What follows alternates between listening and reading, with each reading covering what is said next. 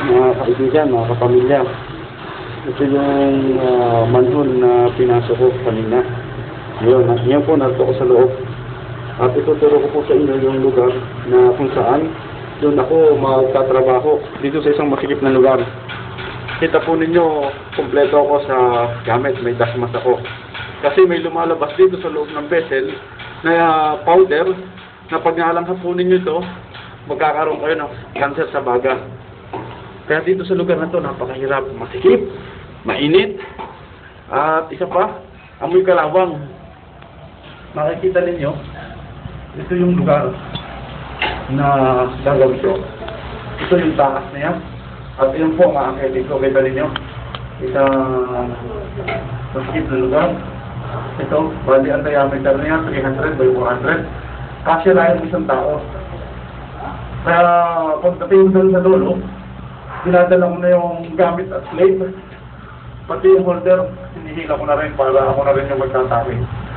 Ito, umakit po tayo ngayon. Kasi pakikita ko sa inyo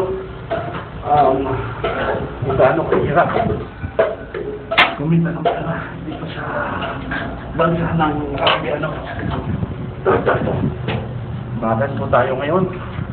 At makikita po niyo, dadahan natin ng masikip. Ito yung lugar na natanggalan. Bali, tinanggalan mo sila ng tray kasi hindi makadaan yung tao. Bali, nilagay ko na ho yung plate. Ito po tayo. Akit po tayo. At dala ko po yung ito po yung plate na ikakapit ko dun sa taas. Ito po ninyo. Dinarayin ko pa po ito sa labas. Ito po. Ito po. Masikip na po tayo. Ang hirap. Kita po ninyo kung paano tayo hihirap. Dumaan dito sa loob na ito.